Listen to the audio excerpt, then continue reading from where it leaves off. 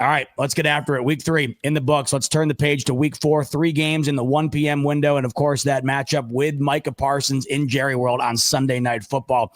Let's start with probably the best matchup on the board here, not only in the division, but potentially the entire weekend. I mean, I know the Chiefs and the Ravens play, but this still, to me, seems like it's the better matchup, and it is the Philadelphia Eagles taking on the Tampa Bay Buccaneers in Tampa Bay. The battle of the unbeatens. Only 6 unbeaten teams remain in the NFL, and one of these teams has to go down.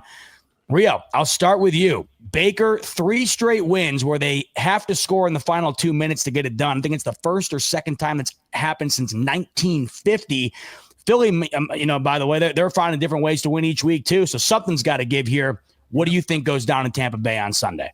This is the heavyweight matchup, and probably not just the conference, but in the league this week. And Tampa Bay has had relative success versus this Philadelphia team. I think I'm going to go with the reverse jinx this week. I'm picking Philadelphia, man. Like, they just keep finding, like, I know what this shit looks like, man. They got the blood magic shit working for them, bro. They just find a way to get it done. I'm going to pick Philadelphia to win this game. And, part of me wants Philadelphia to keep doing what Philadelphia do, because we got to get our shit together to keep pace with these. But I'm going to pick Philadelphia to get over their Tampa Bay woes. Their offense and their passing game. I think Simone said Jalen Hurts cussed out the offensive coordinator, and that was exactly what the team needed. That might have clicked and registered something with them boys. I think they're going to beat the Tampa Bay. The Buccaneers are just getting by, like on the hair of their chinny chin, but that got to stop at some point. But maybe Emeka Ibuka is lined up with the corner that's not Quinyon Mitchell and has one of those days, because he looks like one of those ones. Already has like 3 touchdowns in the first couple weeks of the season. I think Philly wins it in a nail biter, and it's gonna piss me off. But I'm gonna pick Philly. Pick us with your test, and I'm gonna pick y'all with the reverse jinx, man. Philly wins this one, man. I like this analogy you keep using, by the way, Rio, with the Eagles kind of just stealing that magic elixir that the Chiefs had from beating their ass in the Super Bowl. So we'll see if that continues to happen. It's crazy. Yeah. Stole it in emphatic fashion, and they continue to ride it. 3-0, looking to go to 4-0. Rio's got them going 4-0. KB, do you got them going 4-0 against the 3-0 Bucs? Yeah, I'm gonna have the Bucs winning here. I think the Bucs. They've done the best against the Eagles in the past. Like you said, they're 3-0 against them, and Baker's been on fire for these past couple of years since he's been with the Bucs. And they do find a way to shut down the run. And if you could shut down Saquon, that's half of the battle right there. You saw the Rams were able to accomplish that, but then they weren't able to keep up with the halftime adjustments. I think Tampa they've already beaten the Eagles multiple times, so they're going to be ready for any adjustment that the Eagles are going to make. So I'm going to take the Bucs here, but I think it's going to be another close one. The Bucs, like everybody said, has been kind of like barely getting by so far this season, but they have the talent to get things done and any given Sunday. So even though they barely beat the Jets last week, I still think they could beat the Eagles this week. Mike Evans hurt this past week, by the way, for the Bucs. Didn't look good. We'll keep an eye on that. But Ibuka has been phenomenal in his rookie year here. Really unbelievable. Good.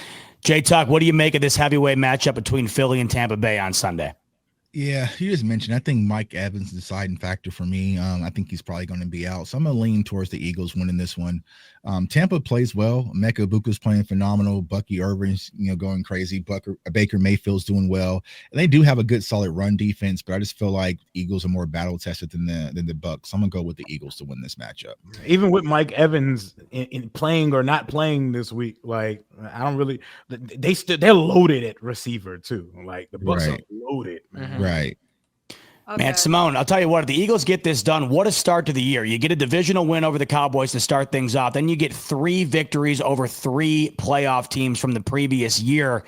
Will they do it? Will they get it done this week on the road in Tampa? Yes, of course we will. And obviously our schedule was very tough on the front end. So just the fact that we're starting off 3-0, that is huge. But y'all talking about all these receivers the Bucs have, please keep in mind, last year when we lost to the Bucs, A.J. Brown was not playing and Devontae Smith was not playing. So we'll see how the Bucs do this time without their guy while we have all of our guys. So obviously I'm taking the Eagles this week. Mike Evans not playing is huge. I mean, sums it up right there. AJ Brown playing this year. Devontae Smith playing this year. The Bucks beat us last year with nobody. The last time they beat us was in the playoffs when we had the 31st ranked defense. Anybody would have beat us in that game. They beat us when Tom Brady beat Jalen Hurts during his second start. So there's a lot of context to the Bucks beating us these past couple of years. Dajie, all gonna change this week. Offense clicking, everybody on the flow. So birds by 1,000,000. Simone's got the birds by 1,000,000. Let's see if we got the Commanders by 1,000,000,000 over the Atlanta Falcons. The Panthers quite literally won by 1,000,000,000, it felt like, over the Falcons this past week. Washington got it done over the Raiders with Mariota. We'll see if he gets the start again or if Jaden Daniels is back out there. But either way, feels like the Commanders should get this one done. Will they? KB, I'll start with you. Commanders, Falcons, who takes it? Yeah, the Falcons are probably just as bad as the Raiders were, and you saw what the Commanders were able to do without Jaden Daniels. Rio said he doesn't know if Jaden Daniels is going to start or not. I don't think it matters, just like I didn't think it mattered last week. They're going to find a way to get it done. I'm happy the Giants didn't draft Michael Penix. And yeah, I'm going to take Commanders here, no doubt in my mind. Everybody's out on Penix already. Yeah. Well, you've seen the stat by now. 0-4 when opponents score 7 or more. We'll have to see That's crazy. The Commanders can 7 top or 7 more. points. I know, isn't that a crazy stat? Four games, which is like the biggest stat you see on all of Twitter. It's 4 games in, but 7 points is clearly the Achilles heel for Michael Penix. Will it be again this upcoming weekend, J Tuck? Who takes it, Commanders or Falcons? Yeah, Commanders should float to this game to the Falcons. I like Michael Penix, but I don't think he was a game changer like some of the other quarterbacks in that draft, right? They do have to worry about Bijan, Drake London, Kyle Pitts on occasion, but I think the Commanders should handle this even if Jaden is playing or not. So I got the Commanders win this over the Falcons. All right, 2 for 2 on Commanders. Simone, you making it 3 for 3? You taking the Commanders? Yeah, I'm taking the Commanders. That was a demoralizing loss for Atlanta. At this point, I don't even know if they know who's playing. Is it going to be Kirk? Is it going to be Michael Penix? That shot of him walking off when he got benched or not benched, whatever they want to categorize it as, it was hard to look at. It was very much like a little loss of confidence. So I just feel like this is a tough opponent to come and try to have a bounce back game against. So I'm going with the Commanders here. All right, Rio, complete the quad here. Tell me why your Commanders are getting it done against the Falcons on Sunday. Yeah, we're just better than the Atlanta Falcons, and you can't lose to the team that had to scapegoat their wide receivers coach just because they needed a body. They needed to turn in a body this week, and it was Ike Hilliard. Shout out to my guy Ike Hilliard, one of our former wide receiver coaches over here in D.C. Raheem Morris and them, they needed a body to give the ownership. They fired the wide receiver. I don't know what he had to do with Michael Penix throwing pick six after pick 6 on Sunday in Carolina. Some of the worst telegraph passes I've seen. But yeah, we'll get it done, whether it's Jaden, whether it's Marcus Mariota. You find a way to get this team to 3-1 despite all these injuries and stuff. And we're going to probably be facing an undefeated Chargers team at SoFi the next week. Just get out of there 3-1. I don't care how it looks. I don't care if it's close. I don't care who's that quarterback. Get out of there with a victory. Please refrain from adding to the injury list because it already looked like a CVS receipt on the list right now for the team. And let's go up to SoFi 3-1 so Jaden can go back to Southern California and have a family reunion, homecoming king style against Justin Herbert next week. That's it. I think we already know where Rio's at on this upcoming game. I'm guessing you're thinking for the Chargers here, Rio. Tell me why in Jackson Dart's debut for the G-Men. The Giants are a very stupid team, so it'll probably be closer than people anticipate, but the Chargers have no business losing it. But this league, man, you never know. It's so week to week. You never know, and they don't have tape on Jackson Dart yet, but it'll probably be one of those 24 to 14 games where it looks like there's a remote chance for the Giants, because the Chargers, as well as they play, they don't put teams away, and they don't necessarily put their foot on the gas. So the Giants will have their opportunities. I just don't know how much you can expect of a rookie playing a 3-0 team to start. And that defense, as vicious as it's playing right now, I don't see how they win this one. I'm going Chargers. And also, I want the Chargers to come in undefeated next week when we go up to SoFi and it's a home game at their stadium. So, yeah, Chargers got this. 3-0 Chargers, 0-3 Giants. Someone is getting a 1 in one of these columns this weekend. Simone, who is it going to be, Chargers or Giants? Is this for real? Yeah. It is. Chargers. I'm not wasting nobody's time right here. Chargers. I respect that. J Tug, I literally did the insta jumbo box right there. Right there. Go the Chargers. What is that creepy little thing you got going on back there? I'm scared. It's my life. Halloween setup or something. Yeah, it's about to get spooky in here for us Cowboys fans. We're gonna have some Jerry Jones skeletons. We got to hang all this stuff up here. Yeah, that's that evil Eagles elixir that Rio keeps referring to right there. That neon green just flashing in the background. Voice activated, all sorts of stuff. KB, Jackson Dart's first start in the NFL. Does he win it against the undefeated Chargers? My God, I'll be so happy if Jackson Dart finds a way to win it. Like Rio said, like anything could happen in this league. We saw a lot of that last week. So I don't know. Maybe Jackson Dart gives us that spark that we need against the Chargers. Who knows? But listen, I can't sit here as a educated individual, or some might say educated individual, and say the Giants are going to win this game. I just can't say that. The Chargers look really good. They're 3-0 right now, all against their AFC West opponents, and I'm hoping this game could end up a little bit like that Chargers-Raiders game where it was close and they only won 20-9. I personally think the Giants are better than the Raiders. Who knows? But if we could find a way to keep it close and contain Quentin Johnston, because he's having like a revival of his career right now. If we could find a way to contain him, and maybe we got a chance, but I just don't see it happening. I think we can maybe score some points, but I don't think our defense is going to be able to do much. So, yeah, I'm definitely going to have the Chargers winning. It's going to be a fun watch either way. Get to see Jackson Dart, what he's got, what the potential future could look like for the Giants. All right, last but not least, Sunday Night Football. It is the Micah Parsons reunion. Packers on the road in Jerry World. 2-1 Green Bay coming off a stunning loss to the Cleveland Browns. Cowboys coming off of that loss to the Bears. KB, I'll kick it right back to you. Who wins the Micah Parsons Bowl Sunday night? I'm looking forward to this game. I can't wait to watch. I just love it. Look forward to our game. Listen.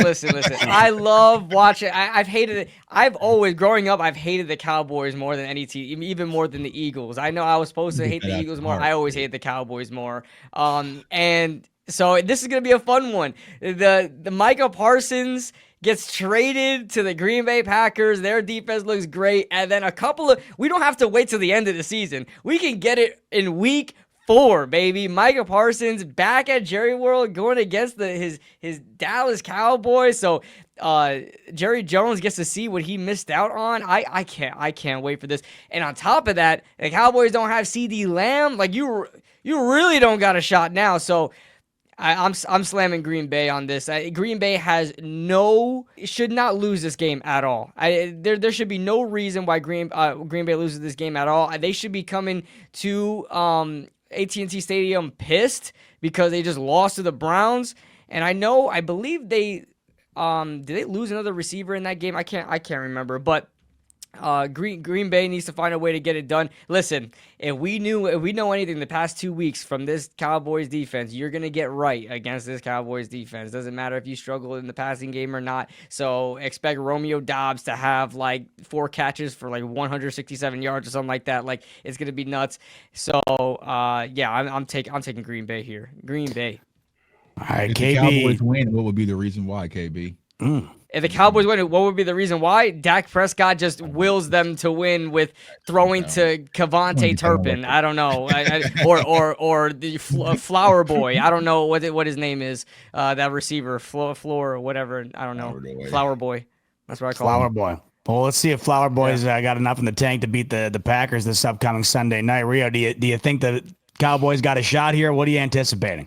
Yo, part of me actually feels like Dallas might win this game. Part of it because Dallas's main thing is they don't do shit with expectations, and not a soul in this world expects them to win this game on Sunday night.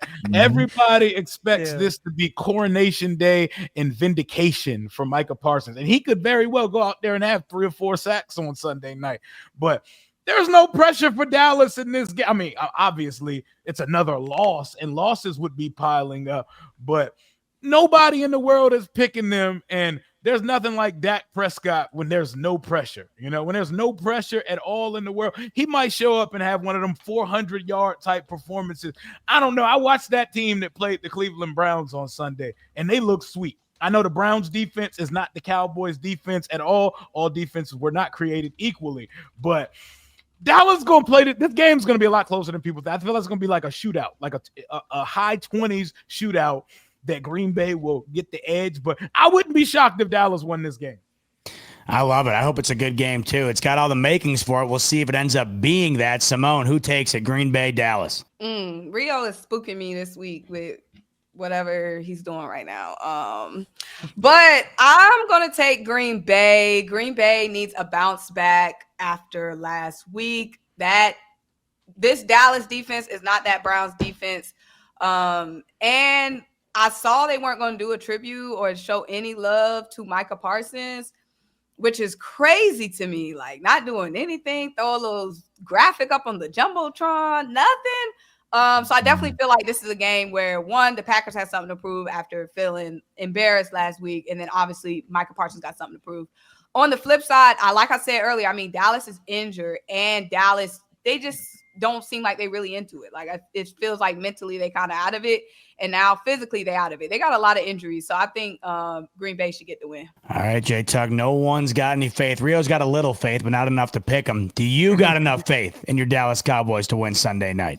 I 1000% agree with Rio. Like, this is a game that I'm not nervous about. Last week I was kind of shaky even versus the Giants because I just know my Cowboys. The Dallas Cowboys will show up Sunday night. This is what they get up for. This is the problem with the Cowboys. Sunday night football, everyone watching, everyone has their backs against the wall. No one believes the Cowboys can do it. They will show up. But my biggest problem is with the lack of defensive help. We struggled versus Matt LaFleur offense before. I think it's going to be way too complex for what Matt Eberflus has going on right now. I think that the Packers will win this game in a close one. If I did have CeeDee Lamb and I had Tyler Booker, I would probably slight more towards the Cowboys. With this game, man, no offensive line, no CeeDee Lamb, wide receivers that can separate. It's going to be a hard uphill battle. Micah Parsons going to go crazy, like Simone said. They already disrespect him. Now it's an ugly divorce. Cowboys fans are going to boo him when he comes out like he did something wrong to us. He ain't do shit but be an all-pro. And they're going to fire this man up. They're going to get him revved up. And that very first sack, when he puts that one up, it's going to break the spirit of every Cowboys fan in that building. I got the Packers win the game, and my wallet has them covering 6.5. Ooh, wow, 6.5. That's what the spread is, huh? On the road too, no less. But Dallas isn't a road environment. It's just like it's a neutral location because there's gonna be just as many Packers fans in the building as we. I'm gonna be there. I'm gonna probably be out of it my mind by halftime, anyways. You know what I'm saying? So I'm gonna be strolling off some Cowboy readers and just vibing. But it's just an uphill battle for the Cowboys. I don't think they have this one in them to get a win, but it'll be close. Awesome. What? Cowboy readers. The official sponsor of J-Tech. So whenever you come to Dallas for a game versus the Eagles, you got to get a Cowboy. It's a margarita and it's mixed with grenadine. It's tall. You only need one to put you down. I've had 3. Hey, they got to leave with something when they come to the stadium. Yeah. Then they're expensive. They bought $25 a pop, right? But that's all you need. You know what I'm saying? So that's official. Something they sell. Yeah, it's official. It's the official drink of the Dallas Cowboys. That actually sounds phenomenal. I've never thought of grenadine. Cowboy Rita inspired. That sounds great. I got tons of Cowboy Ritas, man. They're talking about sponsoring me once. Let me see. I'll find you guys some pictures. But it's tall as hell. And 1. All right, 2, you're pushing it. I've had games where I had 4 or 5, and it was. Go ahead and get a 6 for me this weekend, Jake.